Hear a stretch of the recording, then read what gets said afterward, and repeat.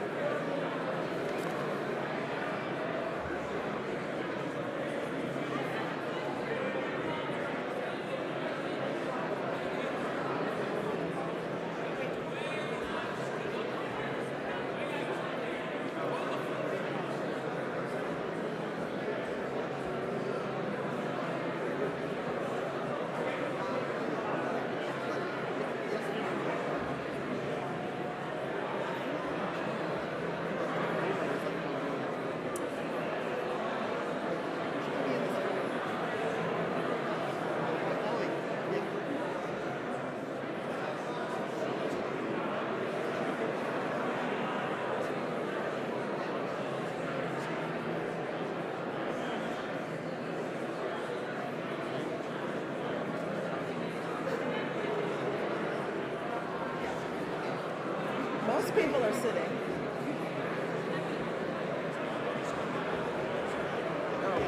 Hang on, so I'll go on this. Oh, And then ask everyone to please be seated.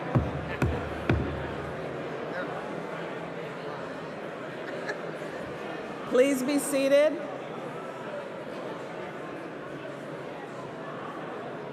We can't get this party started until you're seated.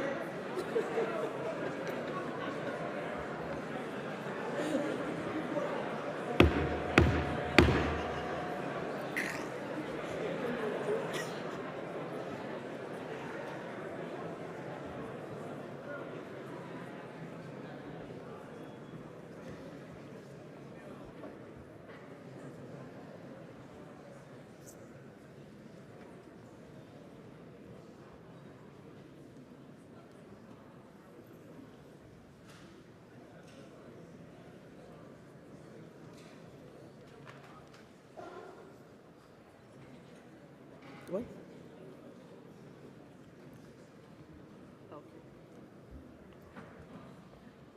Thank you all for being seated and being at attention.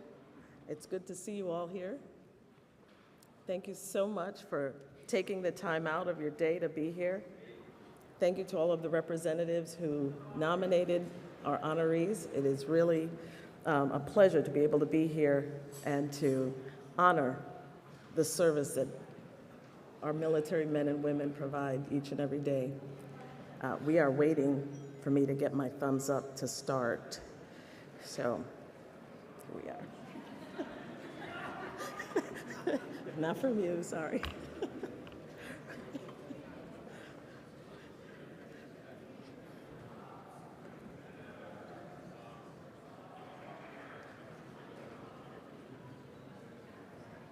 But we in the military, we know about hurry up and wait, right?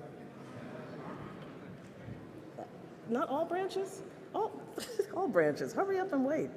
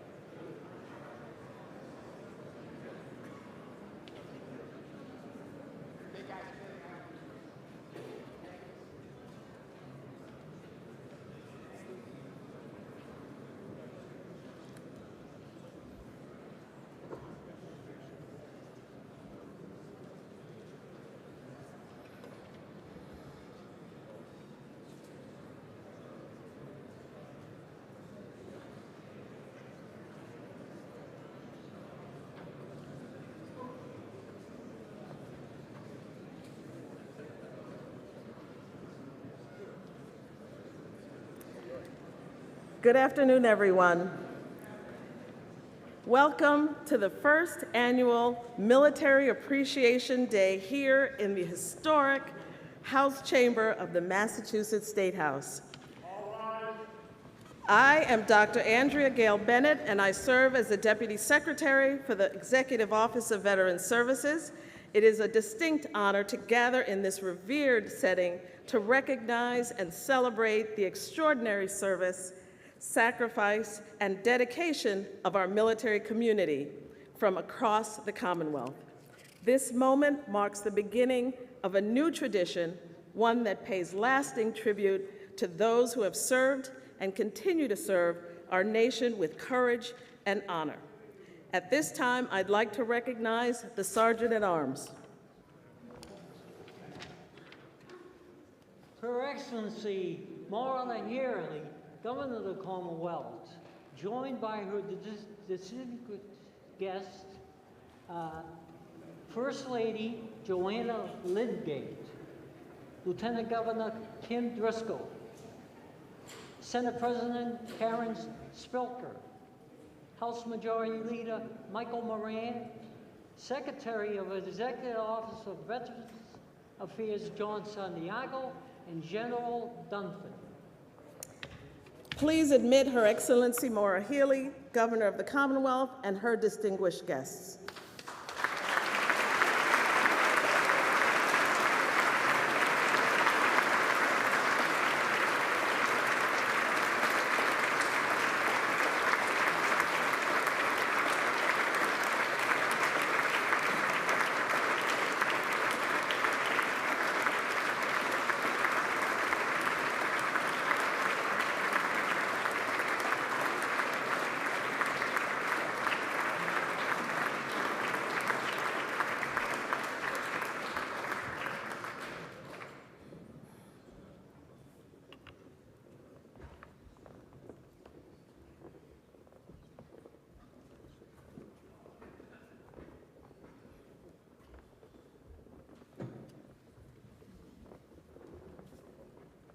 Okay, to begin our program, we invite to the podium members of our Gold Star community, Peggy Griffin, Sharon Johnson, and Kim Crowder, to lead us in the Pledge of Allegiance. For those able, please stand.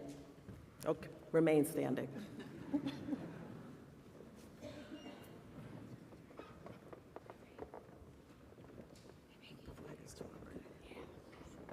Ready? I pledge allegiance to the flag of the United States of America and to the republic for which it stands, one nation, under God, indivisible, with liberty and justice for all. Thank you, Peggy, Sharon, and Kim. I now invite those who are able to remain standing and join us for the singing of our national anthem, performed by award-winning vocalist and Massachusetts' very own Michelle Brooks Thompson.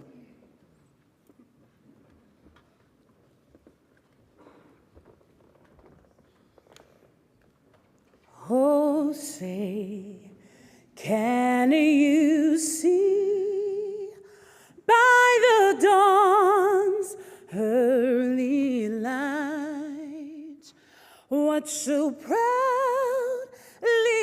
we hailed at the twilight's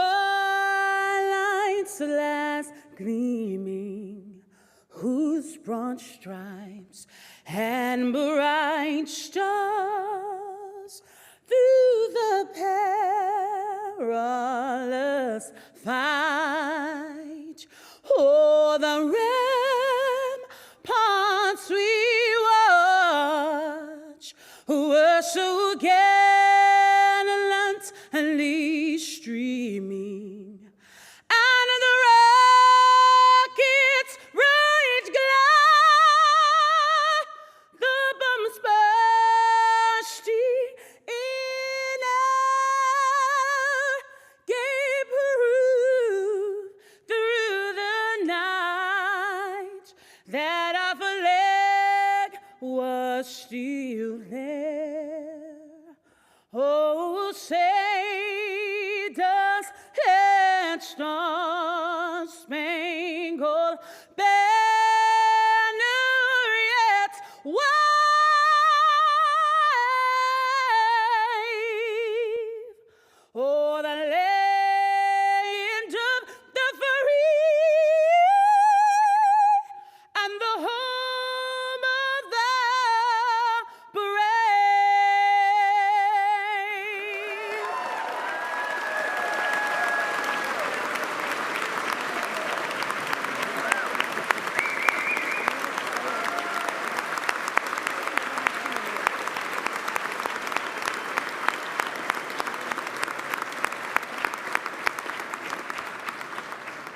That was a wonderful rendition. Thank you so much, Michelle. Please be seated. It is now my great honor to introduce one of your own, my boss, the Secretary of the Executive Office of Veteran Services, Secretary John Santiago.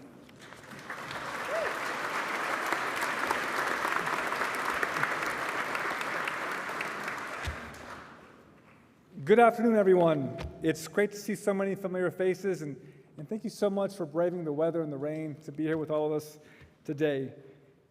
Let me start off by thanking Governor Healey, our First Lady Joanna Lidgate, and Lieutenant Governor Driscoll for not just being here, but for their commitment to our service members, veterans, and their families.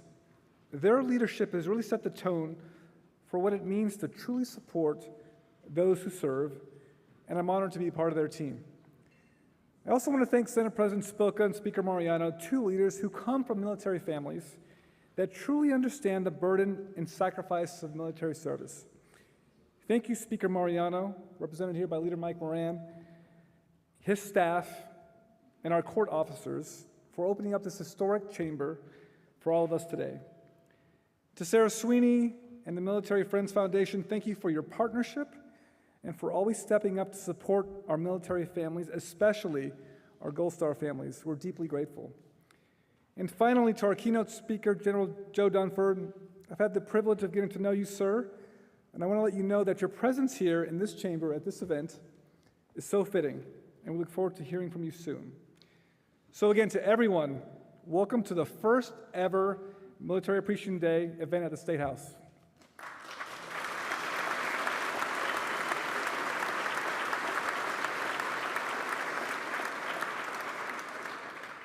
This idea was born from a simple question, and that is, how can we do more to recognize the people who serve, not just with ceremony, but with meaning? Because May, this month, is Military Appreciation Month. And with Memorial Day just days ahead, and serving as one of the most sacred days of the year, we felt it was important to honor the fallen with a reminder that their legacy continues with the work of the living. And so today, we celebrate not just service members and veterans, but also our military families, advocates, and caregivers, whose stories rarely make headlines, but whose service shapes our communities every single day. And that's what we're here to do, to give the Commonwealth a moment to pause, reflect, and say, we see you, we thank you, and we are better because of you. And that's because the strength of this day and in this Commonwealth is in its people. People like Rocco Talese, a World War II veteran who fought Italy, was wounded twice in combat, finally receiving his Purple Heart over 70 years later. He's now a mentor to veterans in East Boston, and he celebrated his 100th birthday just a few days ago. People like Corporal Charles Sanderson from Lunenburg, who landed on Utah Beach, fought in the Battle of the Bulge, and later built a successful company. He's now 101 years old and is still rebuilding Model Ts in his garage. People like Jim Hastings, a Vietnam veteran from Bellingham, who has spent the past 25 years organizing memorials, leading wreath-laying ceremonies, and preserving the names and dignity of every veteran in his hometown. And people like Sharon Johnson, a Gold Star daughter from Stoughton, who has spent decades supporting military families and honoring the memory of those who never made it home. Sharon's work reminds us that service doesn't always start in uniform, and that loss can lead to extraordinary leadership.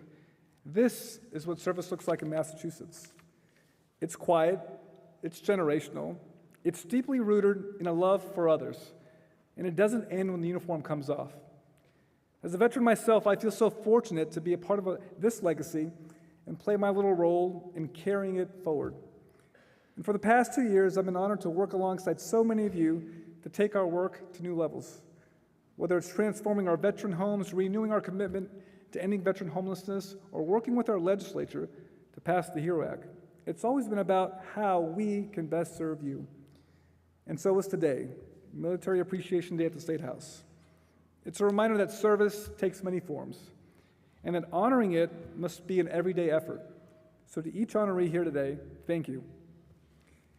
Not just for your service, but for continuing to lead, continuing to serve, and continuing to inspire. You are the reason this day exists, and you are the reason we will continue the work, so thank you. Now it's my honor to introduce someone who's been the driving force behind our state's work to support our military, veterans, and their families, Governor Healey. From creating the first ever cabinet-level veterans office to investing in veteran housing and leading the charge to pass the most comprehensive veterans legislation in state history, her leadership has set a new standard.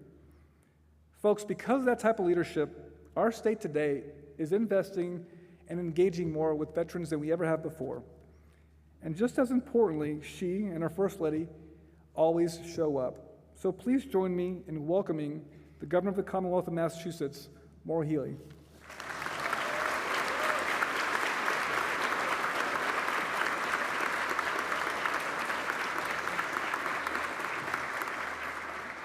Thank you, Secretary Santiago. Thank you to Deputy Secretary Gail Bennett for your work and the work across the Department of Veterans Services. It's been just a pleasure to be able to work with you and learn from you these last couple of years.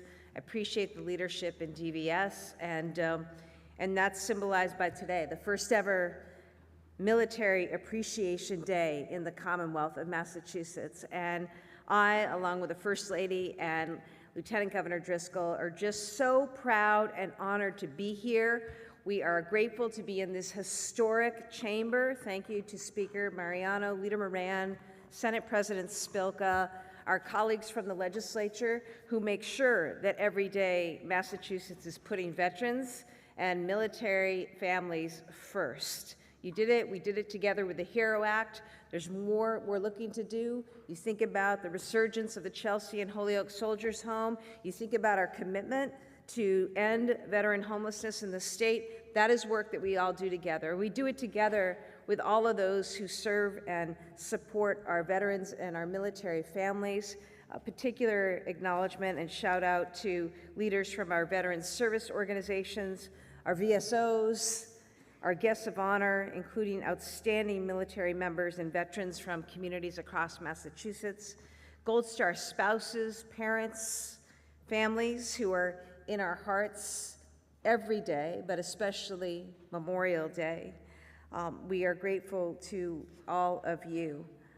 I also want to recognize, when I talk about military members, we have a number of generals in the room this afternoon. So first of all, General Dunford, it's truly an honor to have you with us. We thank you for your leadership and service of our nation. You are truly a national treasure and hero, and we thank you for the incredible work you're doing leading the development of the important Adams Presidential Library in Quincy, Massachusetts. Quincy, of course, is home to a lot of military greats and presidents, by the way, and so we're grateful that you're joining us here for this inaugural event.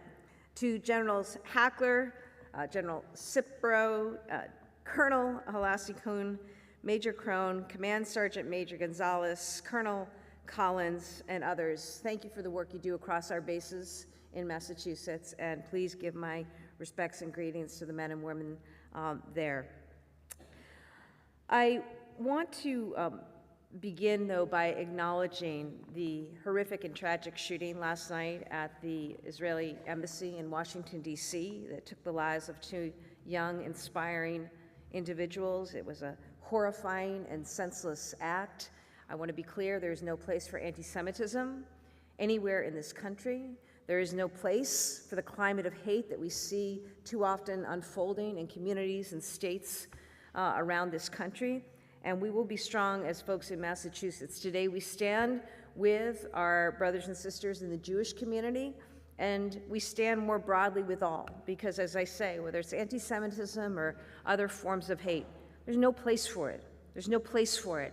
And I'm grateful to the first responders, members of the military, others who responded to the particular incident last night. I call upon all of us, though, as citizens, to do our part and to denounce and to fight against that kind of anti-Semitism and that kind of hate.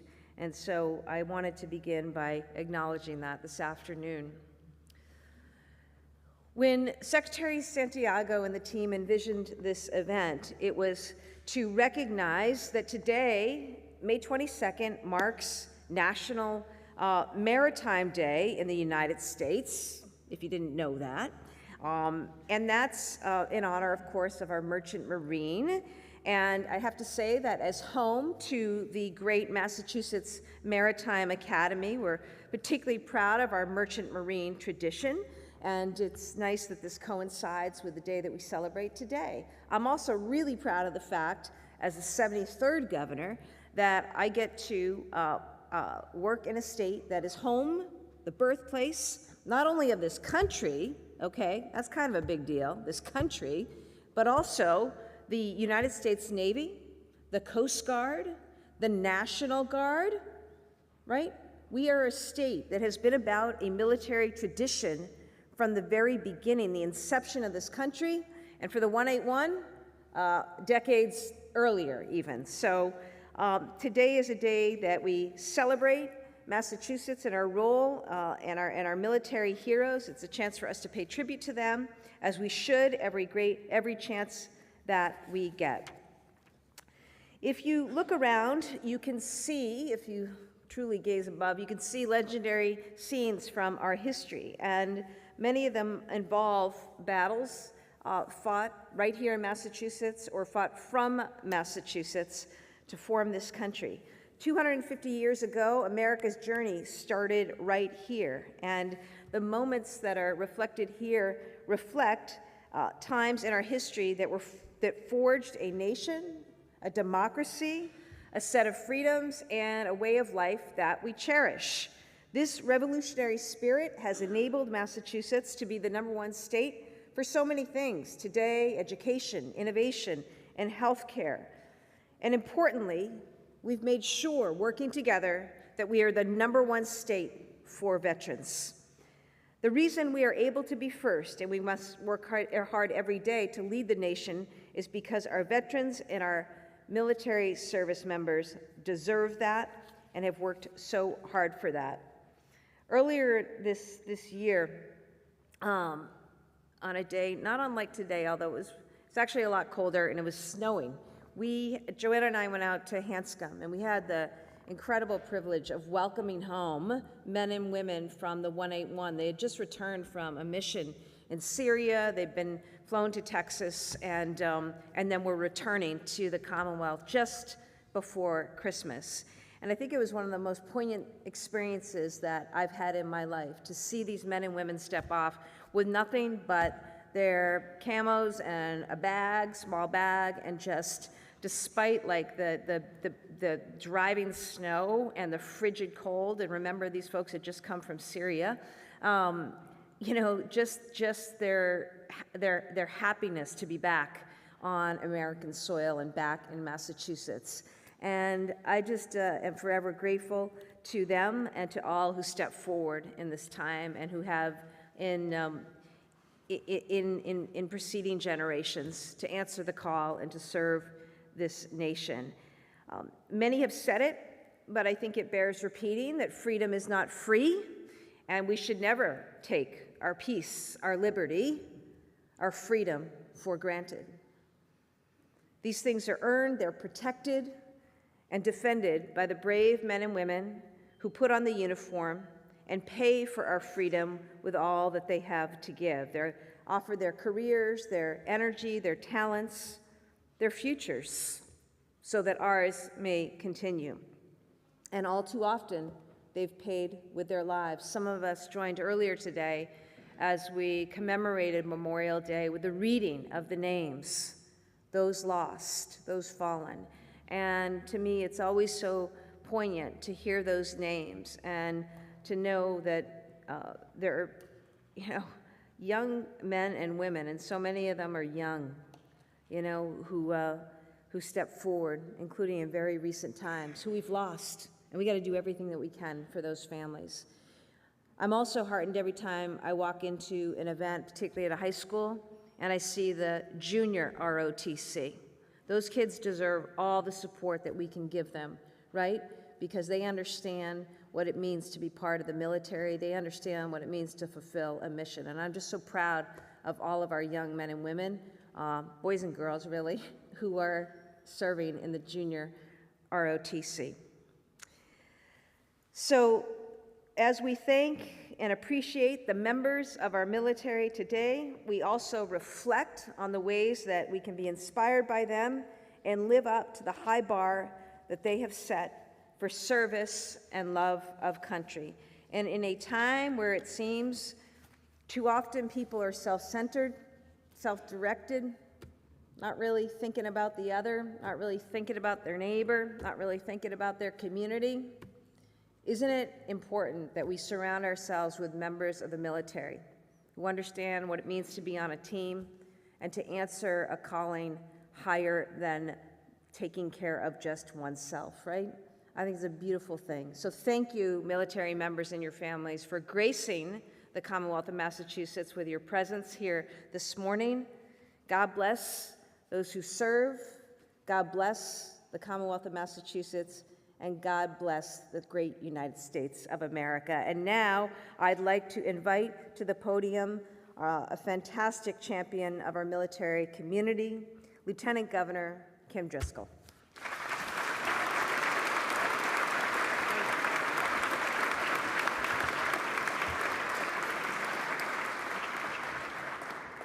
Thank you, Governor, not only for your words, but for your inspiration.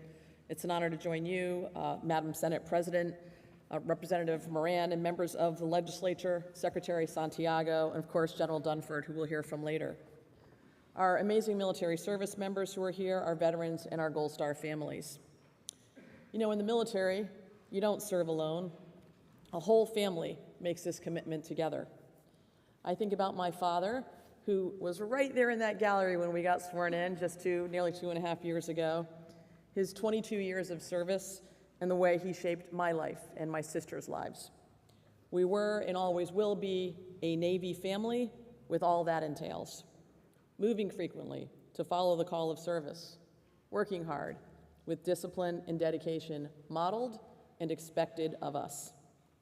It's not always easy to be part of a military family, as many here understand, but I am forever grateful for the lessons that it taught me.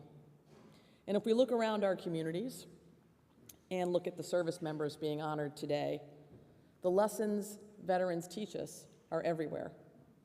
As the governor said, here in Massachusetts, we strive to lead in everything we do, and it's a legacy we have no intention of giving up. Our military community is a big reason for our success. We are also very aware that Massachusetts truly is a defense state, and that's an ecosystem we are supporting in our economic policies. We make a major impact in the defense sector. Thanks to our Department of Defense and Homeland Security installations, we are continuously in the top 10 of defense spending nationally. We benefit from a tapestry of large and small defense-related companies and manufacturers. Our talent pool, federally funded labs, the research and development that go along with that, part of our DNA, quite frankly, they all come together to ensure that soldiers and military leaders have the tools they need to defend and protect our country. Our bases generate billions in total annual economic activity and support more than 50,000 jobs across the state. And in the last 10 years, the federal government has invested nearly $1 billion in capital construction at Massachusetts military installations, ensuring we are ready and prepared if necessary. I want to share in the recognition of the leaders from our military installations who are here today, and to support our veterans community, many members who are also here today, and their family members. We pledge our continued partnership. We honor every individual service member and military family in our state, and are so grateful that you would enable us to share a day with you, not only to honor and recognize your service, but to bring us together to do that. The call to action in and of itself is one of bringing people together in service to others. This is the first time we're doing it. I'm very grateful to be part of this, and will assure you it will not be the last time we're all together in this chamber. Thank you.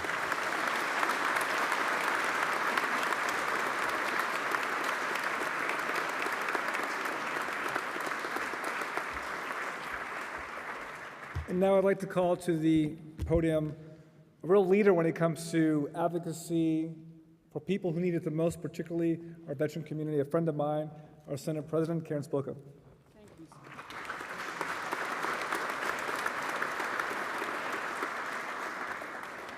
Good afternoon, and thank you for inviting me to speak with you today. I'd like to thank Lieutenant Governor Driscoll and the governor for their kind words for all of you and representing the Commonwealth so well and continuing to work with the legislature to fight for veterans and military families. I'd like to thank the Executive Office of Veteran Services for putting this event together.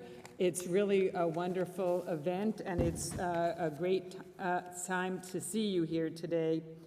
I'd also like to thank and acknowledge the wonderful public servants who are here today. I look through this room, and there are so many of you. Thank you, including our keynote speaker, General. Thank you so much.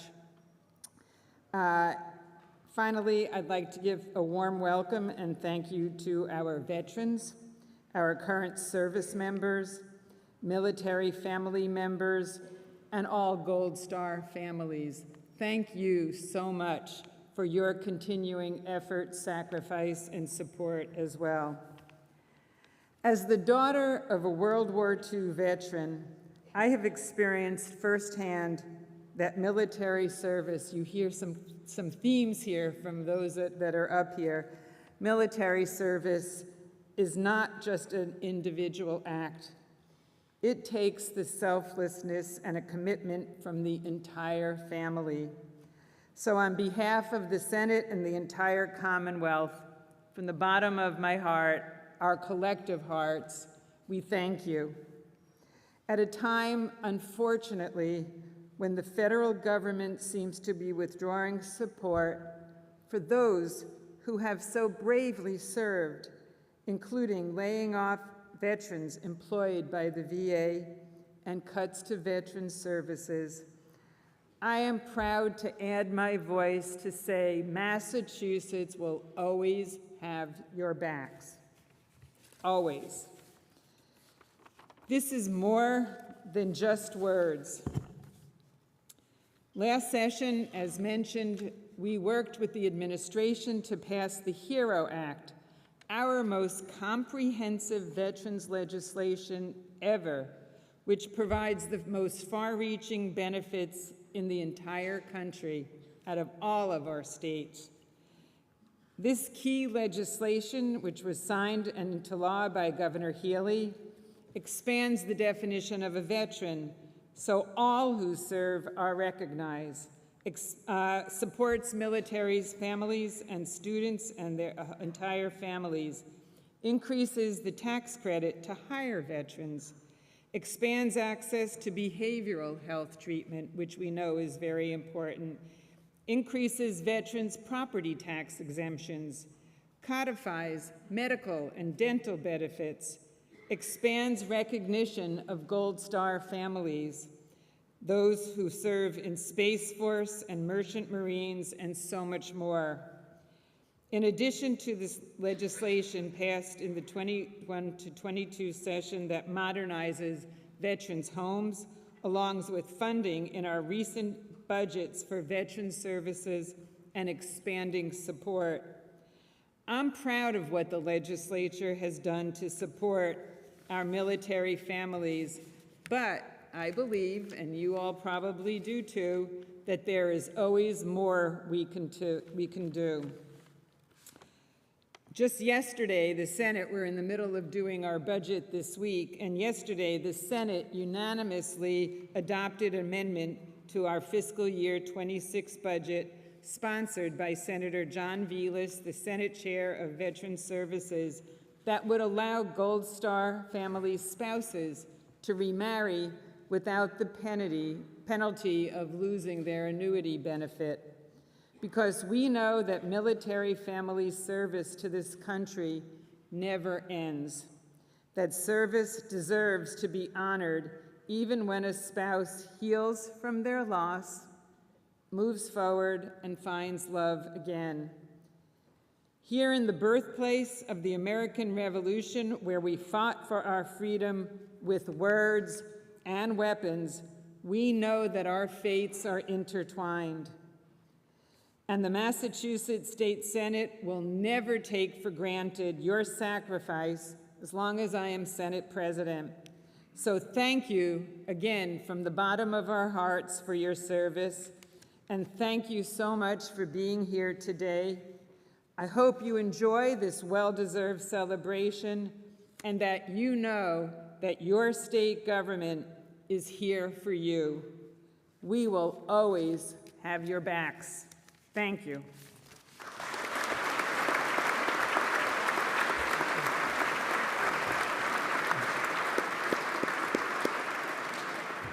Thank you, President Spilka, for your support and dedication to our veteran community.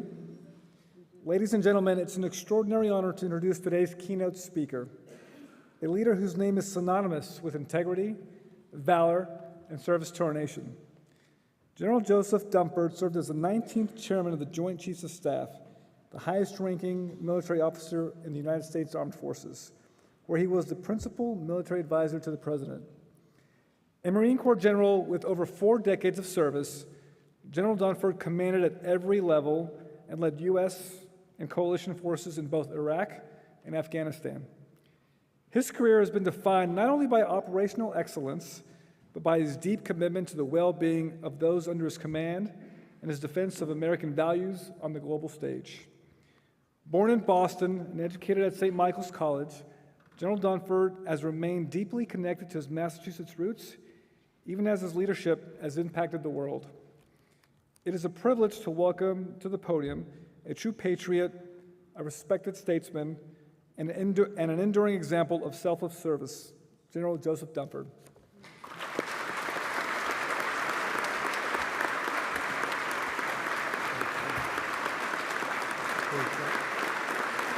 Thank you.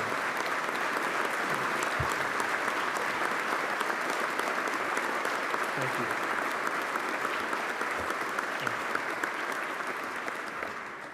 Maybe I should just go sit down now. Governor Healey, Lieutenant Governor Driscoll, other elected officials that are here, distinguished guests, I'm truly honored to join you as we recognize our service members, our veterans, and their families. And with Memorial Day next week, I'm particularly mindful of those who have made the ultimate sacrifice in the service of our country. And I know that for our Gold Star families, every day is Memorial Day. I'm very appreciative that my home state is conducting this event to honor the military community. I'm also proud that the Commonwealth has, I would say, one of the most comprehensive state-level veterans programs in the nation, but the governor just corrected me, the best, most comprehensive program in the nation.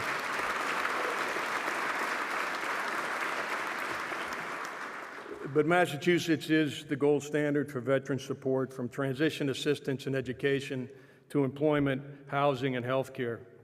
And while a tradition of service and the emphasis placed on veterans reflects the values of our citizens across the state, it takes leadership to bring those values to action.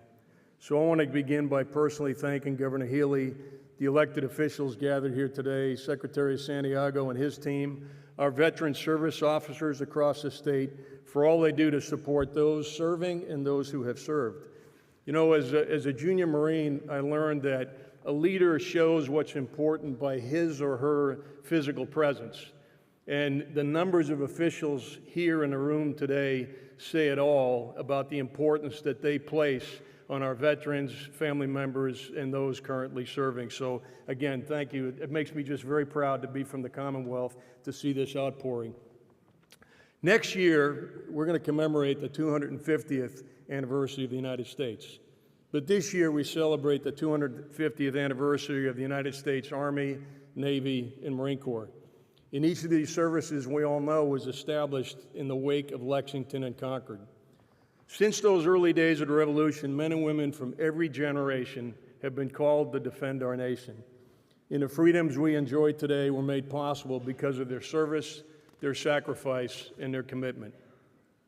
And as we conduct this ceremony, the tradition of military service in Massachusetts continues. And you can look around the room and see some of our fellow citizens that are currently serving. And as we all know, many other soldiers, sailors, airmen, Marines, and guardians from the Commonwealth are not here today. And they're not here because they're deployed across the globe performing their duties in what has been described as the most complex and volatile security environment since World War II. There's ongoing conflicts in Europe, the Middle East, South Asia, and Africa. There's a deepening alignment of Russia, Iran, China, and North Korea, all states that disregard the rule of law and they find our values threatening. And there's the extraordinary pace of technological change with profound implications on our national security. In that context, it would be easy to be pessimistic. But today is a good time to remember that we have fellow citizens who are clear-eyed about those challenges, but they're laser-focused on simply doing their job. On a daily basis, our men and women in uniform protect us by deterring conflict and preparing to respond in the event that deterrence fails. They're training with our allies around the world, they're enabling diplomacy, and they're serving as a source of pride for all Americans. They're bright, innovative, and fully committed to their assigned missions and to each other. And they remind us, and they certainly remind me, that what we have here at home is worth fighting for. And like their predecessors through our history, those serving today are the bedrock of our nation.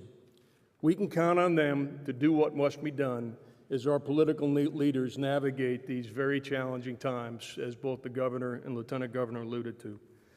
To those in uniform and the families that are here today, I want to say thank you.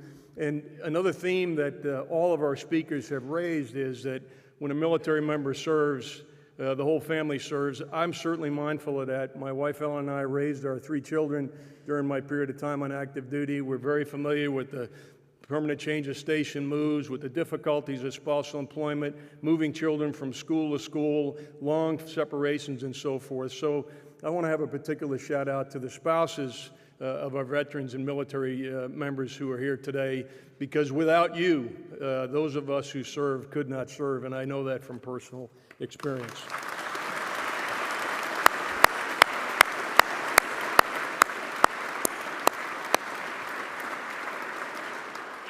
I'd also like to recognize the parents that are here today who have a son or daughter in uniform. And I want to thank them for raising young men and women of character and commitment. And thank you also for your sacrifice, knowing that your loved one is probably far away even as we meet here today. I was inspired to serve by my 8 uncles who served in World War II and my dad who served in the Korean conflict as a young Marine private first class. They were part of an entire generation that came together to defend our democracy, and it's appropriate that we remember the World War II generation as the greatest generation. And I also grew up in the shadow of Vietnam veterans. For me, they were the big kids on the block growing up. They were my instructors, my role models, and my mentors for much of my career. And after returning home, many Vietnam veterans assumed positions of leadership in the armed forces, and they built the armed forces that won the Cold War in Desert Storm. And I can tell you, I was always proud to follow in their footsteps. But today, we don't have to open the history books to find examples of those who have served honorably. We just have to look around the room at those that are gathered here today. Over the past few decades, in addition to those that are here that served in World War II, and I saw one when I walked in, and those who served in Korea, over the past few decades, a new generation from Massachusetts has stepped up to serve. And they've carried on the traditions of serving a cause greater than themselves, and have helped us write new chapters in our nation's history. And while the most recent generation of veterans absolutely stood on the shoulders of those from World War II, Korea, and Vietnam, their mettle has also been tested. And in the crucible of combat and in the face of other challenges, they have exhibited the same courage, honor, commitment, self-sacrifice as their predecessors. And I was privileged to have a front row seat and watch them in action. And so for the veterans that are here today from across all generations and services, I want you to know that I'm incredibly proud of my service, but not because of any particular rank or position I held. I'm proud just because I wore the cloth of our nation and I either followed in your very large footsteps or I had the privilege of standing alongside you in formation. And I hope that you are as proud of yourselves as I am and your fellow citizens are of you and those you represent. In a broader context, the service members and veterans honored today are simply links in a long chain of men and women from Massachusetts who have sought to make a difference characterized by a life of service. And, the governor talked about this. For me, only in traveling great distances from home during my years in uniform and visiting places afflicted by conflict and despair did I really gain an appreciation for what we have here at home.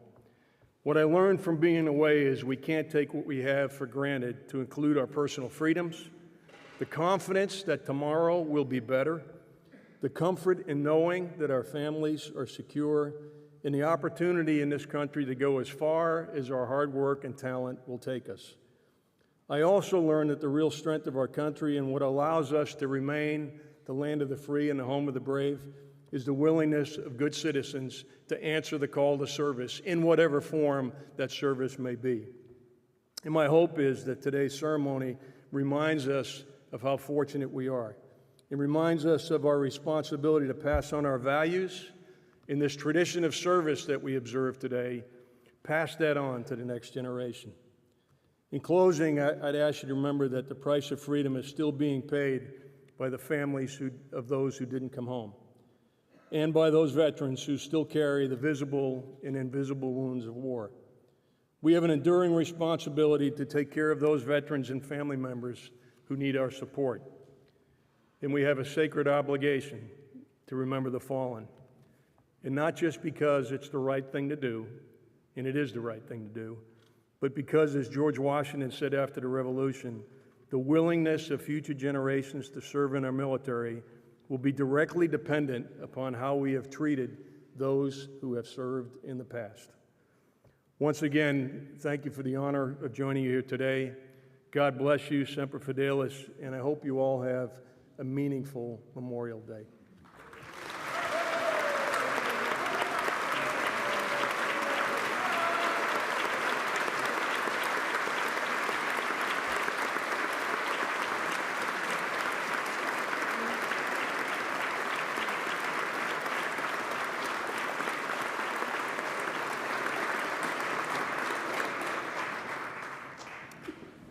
Thank you, General Dunford, for your presence, for your remarks. They were truly uplifting and inspiring, and for your service to the Commonwealth and the United States of America. At this time, we will recognize each and every one of you, the honorees who have been nominated by their state senators and representatives to be celebrated here today. Please note, out of deep respect for all individuals being honored, we ask that there be absolutely no applause or interruptions as the names are read aloud to ensure that each honoree receives the same dignified recognition at the end. We appreciate your understanding and cooperation in maintaining the integrity of this moment.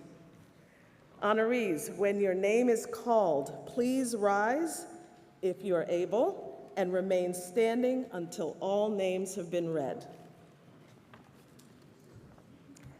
David Adams, Maurice Aguilar, Brian Ahern, Lorraine Ahern of Rockland, Clarence Anderson of Shrewsbury, Roderick Anderson of Amherst, George Andes of Somerset, Patrick Araby, Boston, Dominique Arias, Winthrop, Vernon Barber, Chelsea, Ralph Basilier, Haverhill, Robert Blair, Holliston, Jeannie Boland, Weymouth, John Borowski, Littleton, Robert Burke, Middleborough, Jerry Burke, Weymouth, Frank Burke, Weymouth, Mike Callanan,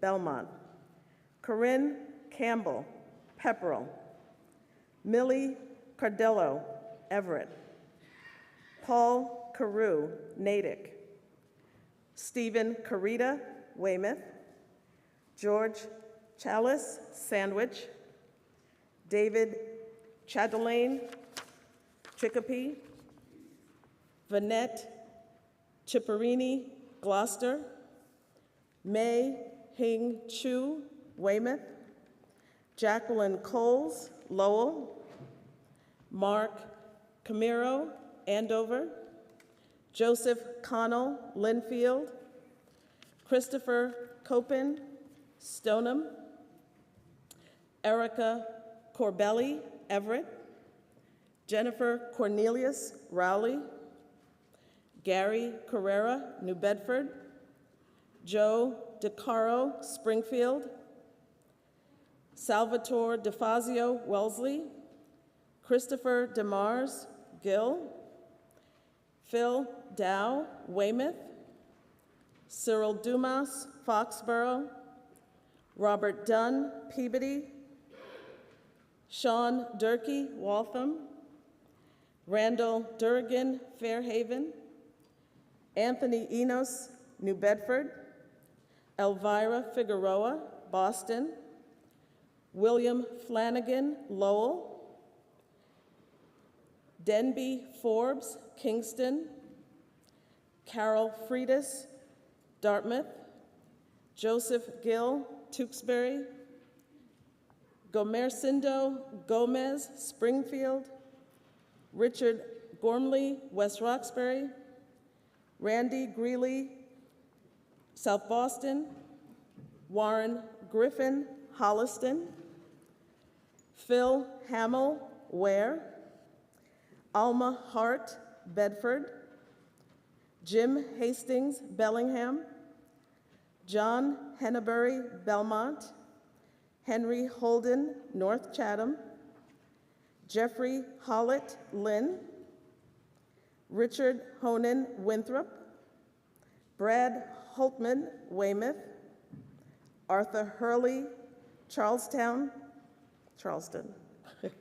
Richard Hines, Franklin, Stephen Ingle, Hanover, Joseph Jacobs, Hudson, Sharon Johnson, Stoughton, Tony Kelly, Watertown, Michael Kendrick, Chelmsford, Ruth Kennedy, Russell, Andrew Shelberg, South Grafton, Kim Crowder, Lanesboro, Clifford Krieger, Lowell, Margie Lebeds, Winchester, Diane Laffey, Chestnut Hill, Bob Lennon, Lynn, Richard Lombard, Nahant, Gerald Lynch, Attleboro, Kevin Marshall, Bridgewater, Joseph Marshall, Fall River, Bernard McCluskey, Springfield, Robert McCormick, Brockton,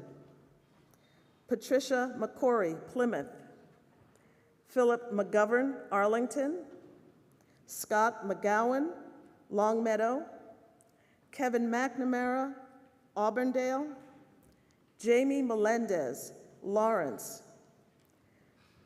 Dick Moody, Danvers, Bill Moore, Leicester, Sidney Moss, Northampton, Michael Mulranen, Woburn, Megan Murphy, Devens, June Newman, Braintree, Sharon Nisbet, Franklin, Nicholas Pagnella, Framingham, John Paradis, Florence, Scott Parrish, Andover, Karen Paulette, Plymouth, Vincent Peroni, Boylston, Bob Pesek, Boston, Stephen Patek, Milford, George Pontes, Weymouth, Ted Prorock, Needham, Dennis Proul, Taunton, James Reed, New Bedford, Anthony Renzoni, Holden, Del Foster, Richmond, Westboro, David Rogers, Marblehead, Stephen Rogerson, Webster, Tom Rooney, Marston Mills, Charlie Roque, Belchertown, Joe Rossi, Boston, Dennis Russell, Plymouth, Frank Sacchetti, Brighton, William Saladini, Fitchburg, Charles Sanderson, Lunenburg, Matthew Sargent, Marlborough,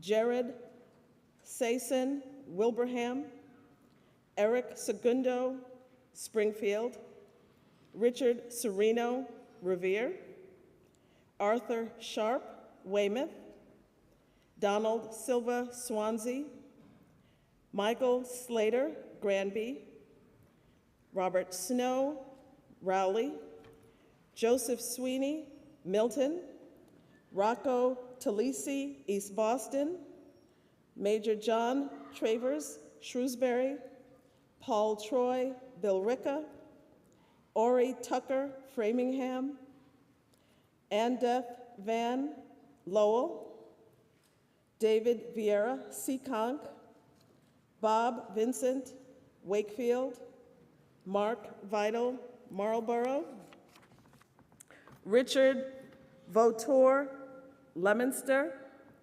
Frederick Pat Waller, Dracut, Brian Willett, South Hadley, Alan Wilson, North Falmouth, and Andrew Wohar Hull.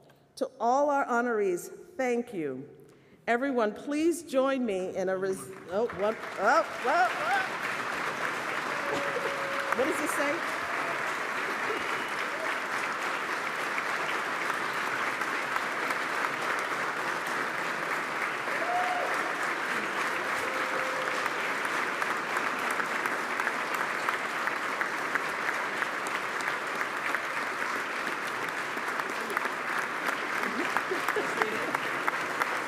Del Richmond. Del Foster Richmond. Yeah, okay.